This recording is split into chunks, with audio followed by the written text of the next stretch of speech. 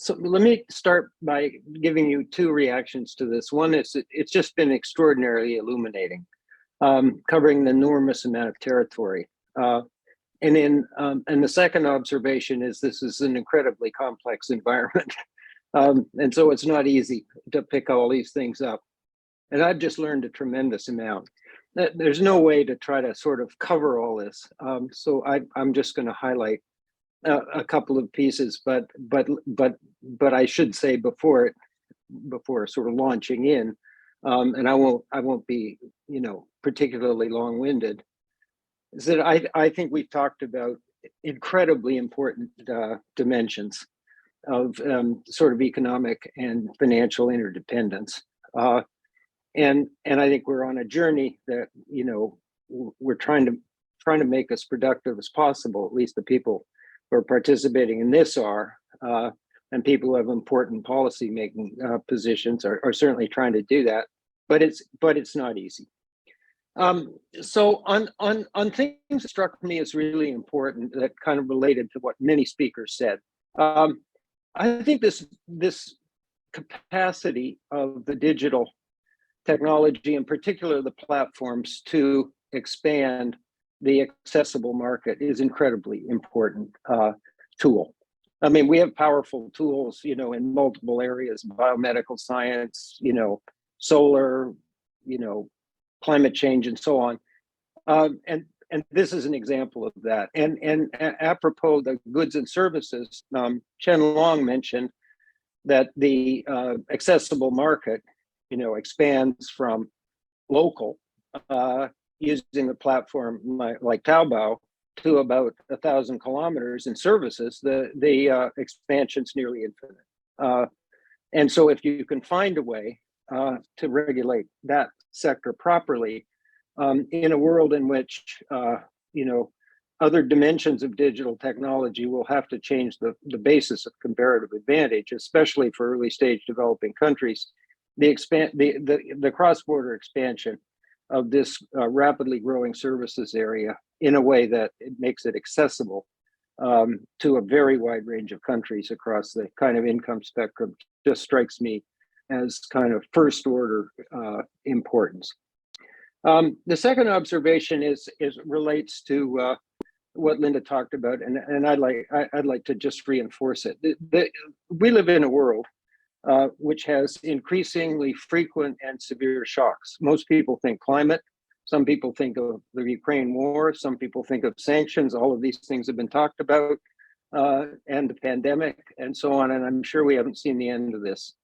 And one observation is, I mean, I remember 6 months ago saying, I believe that on the climate side of this, that this is going to start showing up in a serious way in macroeconomic data. Now, 6 months later, I think it's just plain obvious that the climate shocks, are at a level that they're a significant headwind.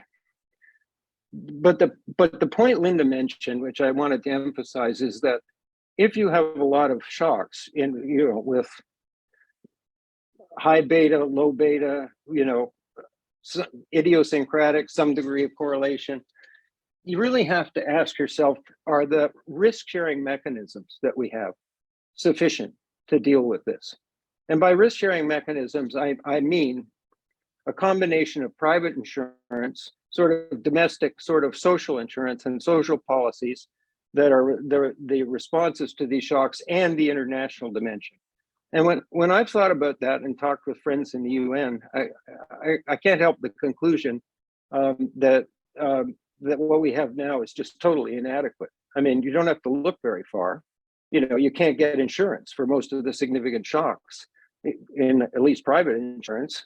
I don't think the international protection dimensions, say for that band of high impact climate change in the sort of equatorial area, are particularly well built. Adaptation commitments are, in terms of payoffs, are just way below the commitments that have been made, and there's a question about whether the commitments are even adequate. So I think, if we're going to live in this world, and I think we are, I mean, that's just the way it is, then I think, more attention to these risk mitigation mechanisms is really important. The third observation is that I'm going to overstate this, but I think I'm repeating something Richard said. I don't believe that manufacturing, some of which isn't very labor intensive now, but now I mean all manufacturing, and most of logistics will not be labor intensive sometime 10 or 15 years from now. It just seems pretty clear. Now, most people think automation when they think that. There's an element of automation, but with the long run process here is people are working with a new set of machines. And so a version of it is augmentation. It's not as scary as it sounds, but I think it's important I mean, there's lots of examples of this that, so I won't repeat them, but the one that struck me is the Japanese are testing autonomous ships and ferries with literally nobody on them. It was reported recently.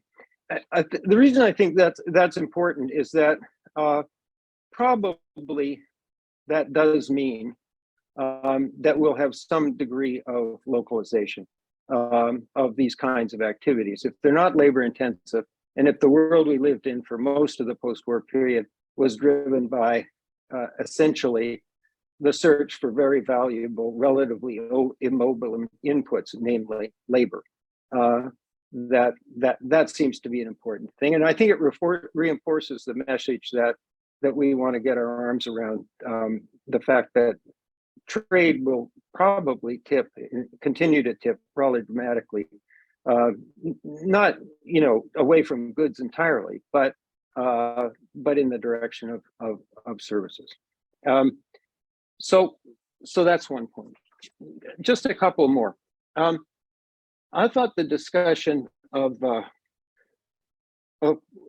WTO's orientation was particularly interesting and important. So I want to try to say a few words about that. I think the point that Annabelle made that, even if, and I think it is true, that economic policy is tipping away from what you might call economic efficiency and more in the direction of that plus a whole bunch of things that sound like security, not just national security, but economic security, energy security, etc. That is not an excuse to throw trade out at all. And so I think we've over dramatized this a little bit. But there is an important, and the point that Annabelle made, that trade is not only a vulnerability, especially if they're choke points, but an important element of resilience because of the opposite of choke points, but spreading things out. And I think that's a point that should not be lost. That said, we are going to live in a world in which policymakers are going, for whatever reasons, at the national level, are going to be driven by these questions of resilience, and for all kinds of reasons, including what Beatrice just mentioned. The expanded use of sanctions, lack of trust between the United States and China, concentration of semiconductors, the most advanced ones in the world, in Taiwan, and so on. I think we're just going to have to face the fact that a chunk of the resources in multiple countries, especially the big ones, are going to be devoted to reducing the vulnerabilities, and that's not necessarily going to give us globally efficient outcomes. But I think it's inevitable, and so we have to sort of accept that, And it's the latest of 3 bills that invest in these things, and I know Anne has reservations about the CHIPS and Science Act in terms of government's participation in that sector, but we can have that sort of discussion offline. I'm referring to her latest Project Syndicate piece, and I said, let's not take the private sector out of something it does well. But you have these kinds of investments are going to appear in Europe and China, and I'm sure in India, as well as and they're not necessarily bad. They will advance the frontier, one hopes, and produce a kind of, at least in this dimension, a reasonably benign form of strategic competition but they are, I think, going to be a permanent feature, or a nearly permanent feature of the landscape. And we have to build the cooperative things that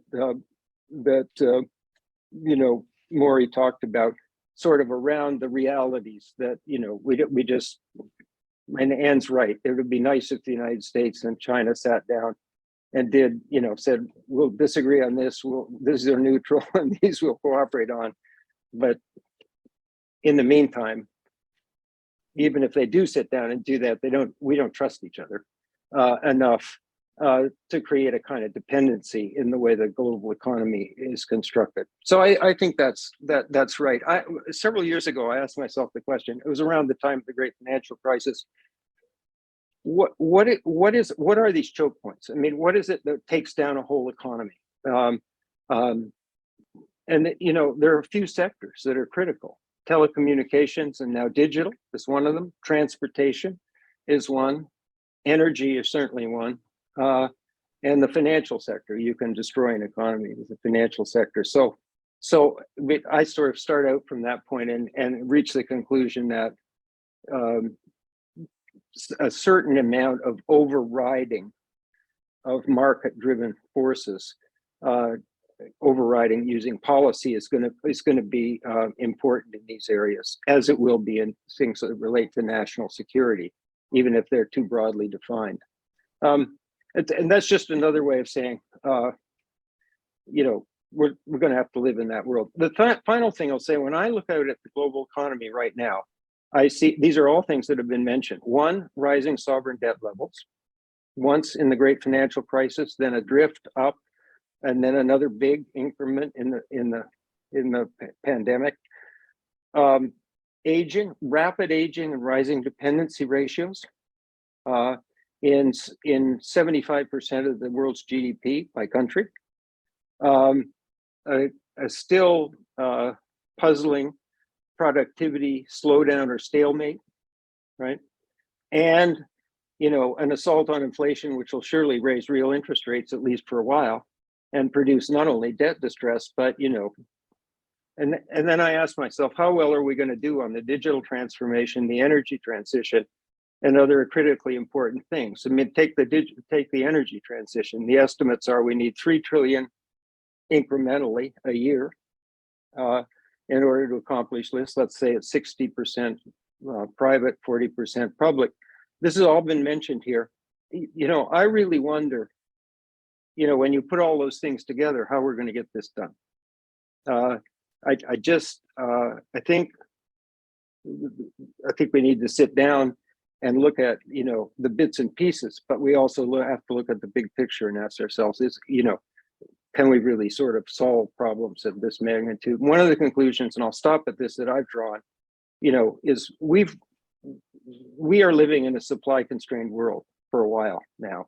We lived in a demand constrained world for a long period of time. And the supply side, with sort of almost infinite amounts of underutilized productive capacity in the emerging economies, we've reached the end of that, right? We're not going to have an almost unlimited supply of these things.